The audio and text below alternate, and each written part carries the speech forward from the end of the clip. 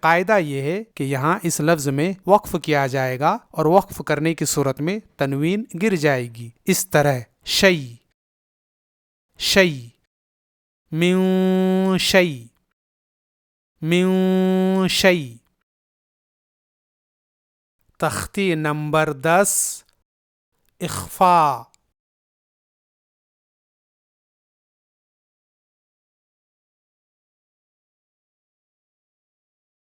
میم زبر نون سکون من، دال زبر د، خا زبر خ، دخ، لام زبر ل، دخل، ہا الٹا پیش ہو، دخلہ، من دخلہ. یہاں لفظ من میں نون کا اخفا ہوگا کیونکہ یہاں یہ نون ساکن ہے اور اس کے بعد یہ حرف دال ہے جو حروف اخفا میں سے ہے. واضح ہو کہ من ایک الگ لفظ ہے اور دخلہ الگ لفظ ہے، لہذا من میں اخفا کے لیے ضروری ہوگا کہ اسے بعد والے لفظ دخلہ کے ساتھ ملا کر پڑھا جائے. جیسے اگر کوئی من پڑھ کر رک جائے یعنی اس پر وقف کر دے اور آگے کچھ نہ پڑھے تو پھر اس صورت میں من کے نون کا اخفا نہیں ہوگا بلکہ اس کا اظہار ہوگا. اس طرح من، حمزہ پیش نون سکون ان، ثا کھڑا زبر ثا، ثا. تو جیسا کہ آپ سن سکتے ہیں کہ ہم نے یہاں اس نون کا اخفا کیا ثا، کیونکہ یہ نون ساکن ہے اور اس کے بعد ثا حرف اخفا ہے. ثا. واضح ہو کہ لفظ ثا کو یہاں الگ سے لکھنا چاہیے کیونکہ اس کا تعلق اس کے بعد کے الفاظ من شیئن سے نہیں ہے اور نہ ہی یہ قرآن میں اس طرح ایک ساتھ آیا ہوا ہے. میم زیر نون سکون من، شین زبر یا سکون شی، حمزہ دو زیر ان، من شیئن. یہاں اس نون کا اخفا ہوگا اس طرح من شیئن، کیونکہ یہ نون یہاں ساکن ہے اور اس کے بعد شین حرف اخفا ہے. واضح ہو کہ من الگ لفظ ہے اور شیئن الگ لفظ ہے، اس لیے یہاں من میں اخفا کرنے کے لیے اسے شیئن کے ساتھ ملا کر پڑھنا ضروری ہے. یعنی اگر کوئی لفظ من پڑھ کر رک جائے تو اس صورت میں اس میں اخفا نہیں بلکہ اظہار ہوگا. اس طرح من. اور لفظ شیئن کے آخری حرف حمزہ میں بھی تنوین ہے لیکن اس تنوین کے بعد کوئی بھی حرف نہیں ہے، اس لیے اس میں اخفا وغیرہ کچھ بھی نہیں ہوگا. ویسے قاعدہ یہ ہے کہ یہاں اس لفظ میں وقف کیا جائے گا اور وقف کرنے کی صورت میں تنوین گر جائے گی. اس طرح شی، شی، من شی، من شی. تو وقف کرنے کی صورت میں تنوین گر جا رہی ہے، تو جب تنوین ہی نہیں رہے گی تو اخفا وغیرہ کا کوئی سوال ہی نہیں ہوتا ہے. نون زبر الف نا، را دو زبر رن، نارن. ذال زبر الف ذا، تا زبر ت، ذات، نارن ذات. یہاں اس تنوین کا اخفا ہوگا اس طرح نارن ذات، کیونکہ جب نارن کو ذاتا کے ساتھ ملا کر پڑھیں گے تو یہ الف درمیان سے گر جائے گا اور اس طرح تنوین کے بعد حرف ذال ہو رہا ہے جو کہ حروف اخفا میں سے ہے. فا زبر ف، لام زبر نون سکون لن، فلن. تا زبر ت، جیم زیر جی، تجی. دال زبر د، تجد، فلن تجد. یہاں اس نون کا اخفا ہوگا کیونکہ یہ ساکن ہے اور اس کے بعد تا حرف ہے جو حروف اخفا میں سے ہے۔ فَلَن تَجِدَ،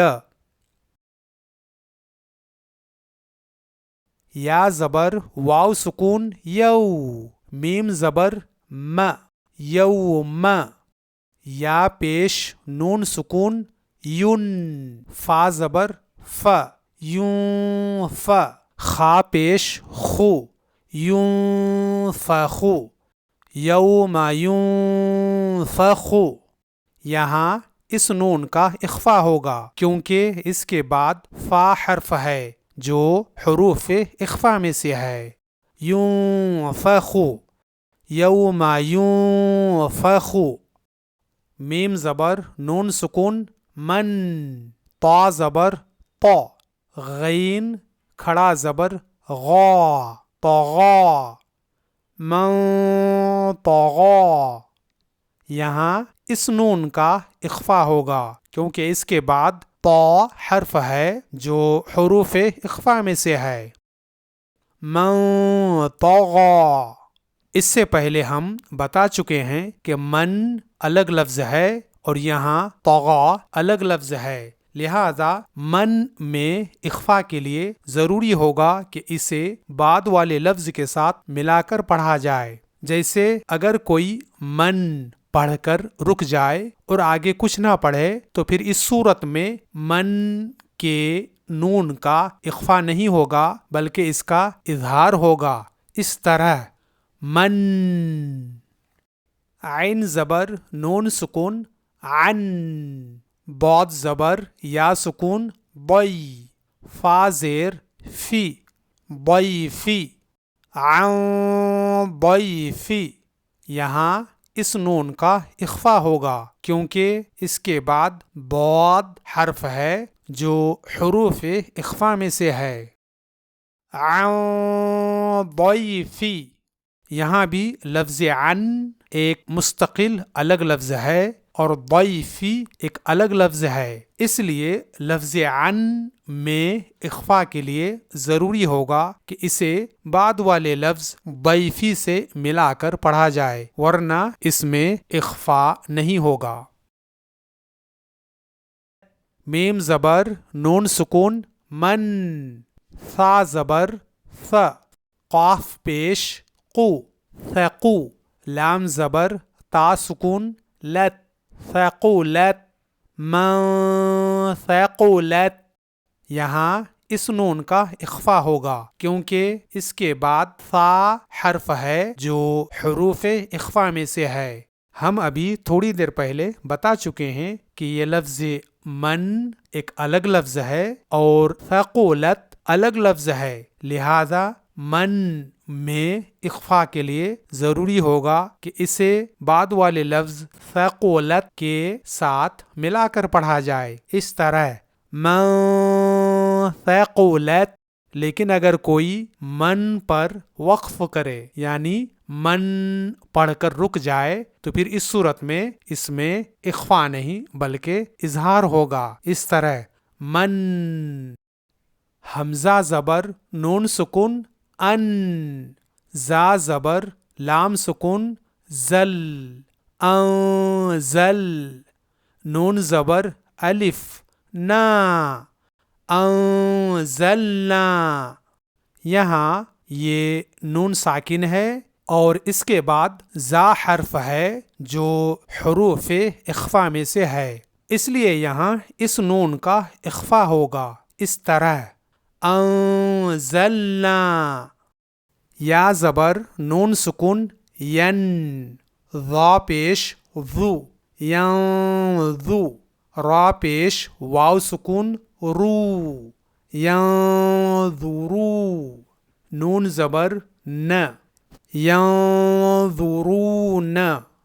یہاں اس نون کا اخفا ہوگا کیونکہ یہ ساکن ہے اور اس کے بعد ضا حرف ہے جو حروف اخفا میں سے ہے، ینظرون۔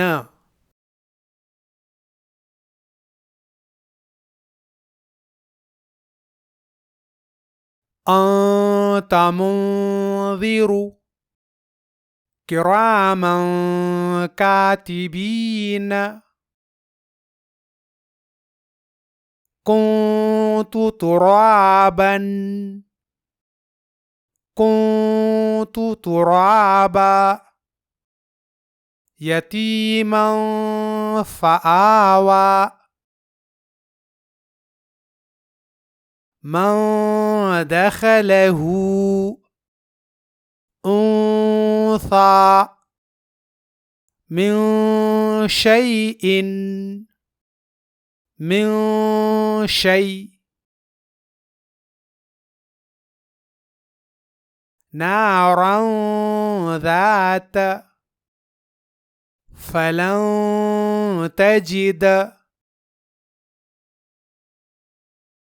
يوم ينفخ من طغى عن ضيف من ثقلت أنزلنا ينظرون